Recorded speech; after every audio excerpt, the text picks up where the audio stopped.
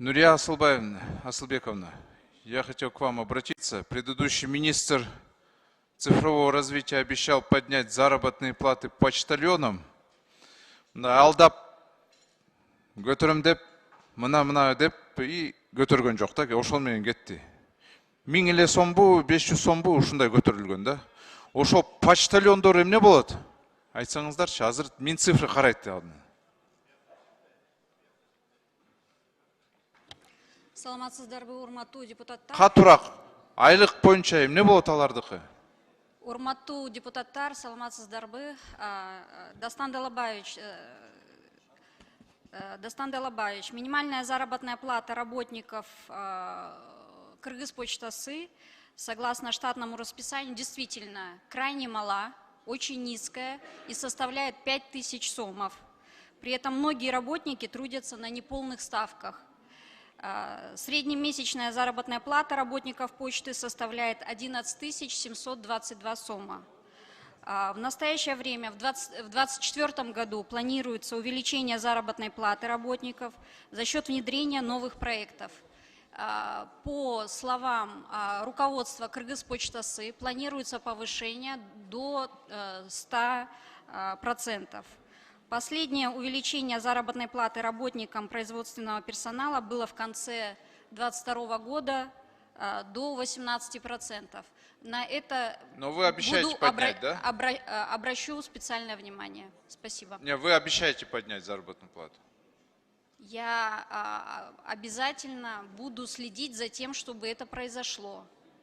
Да, по почте нужно новое дыхание, к сожалению, там заработная плата очень низкий. И по очередям. Я верю в вас, да, и думаю, что у вас получится. Но у меня большая просьба заняться вот несколькими справками и документами. Справка с места жительства, справка о несудимости, хоть и она выдается МВД. Вот эти бы справки уничтожить. Они настолько создают нервов, денег и времени отнимают, что люди на самом деле из-за этих справок теряют целые дни. Справка с места жительства, ее зачем-то отдали в сервис Аймак. Почему вот эти все сервисы между собой не связаны, непонятно, да? У меня большая просьба, уничтожьте эти справки. Пусть это все будет в цифре. Дастан Далабаевич, если позволите, я прокомментирую. Я пришла на этот пост для того, чтобы бороться со справками. Мы начинали эту работу со внедрением системы межведомственного электронного взаимодействия Тундук, для того, чтобы государственные органы все взаимодействовали между собой. В дальнейшем эта работа должна быть продолжена с учетом муниципалитетов и юридических лиц, то есть коммерческих организаций. Многие из вас сегодня будут задавать вопросы по поводу постройки новых ЦОНов. Подождите, про ЦОНы я вам не говорю. ЦОНы можно очереди. облегчить работу. Во-первых, там распорядок работы не очень неправильный, с 8 до 8. Там приходится людям по 2 смены работать. Это очень неправильно. Вам надо поменять там и трудовой распорядок. И если вы хотите всех охватить, сделайте вот в торговых зонах, скажем, вот таких магазинах, больших торговых центрах, там организовывайте центры обслуживания, маленькие уголки такие.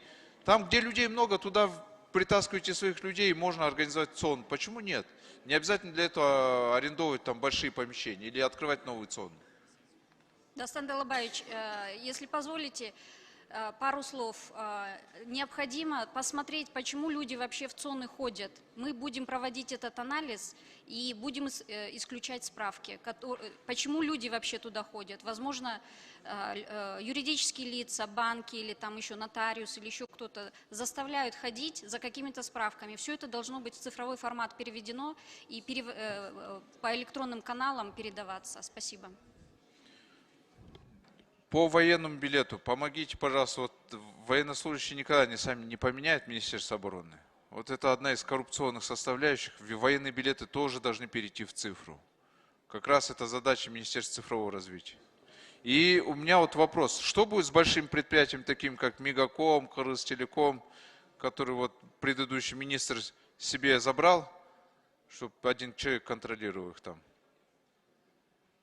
Ну, по Мегакому и по Кыргызтелекому я считаю, что они должны быть при министерстве, потому для того, чтобы ну, как бы ускорить, да, процесс. А вот по другим предприятиям, таким как ТНК «Дастан» и Евразийский сберегательный банк, мы уже, значит, мне дано поручение перевести это все, это согласовано с руководством страны, мы переведем это в фонд госимущества, потому что это не имеет отношения к цифровизации. Сейчас мы будем полностью по цифровизации работать, никаких других проектов быть не должно.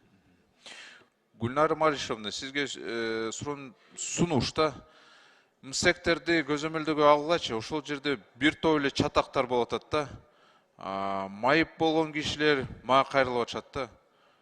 Дайыма ошол жерде ызы чуу болот да. Эң биринчи ошону карагылачы, Сураныч.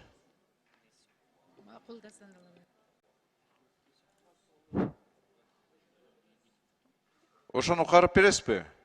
Гүлнар Маришевна.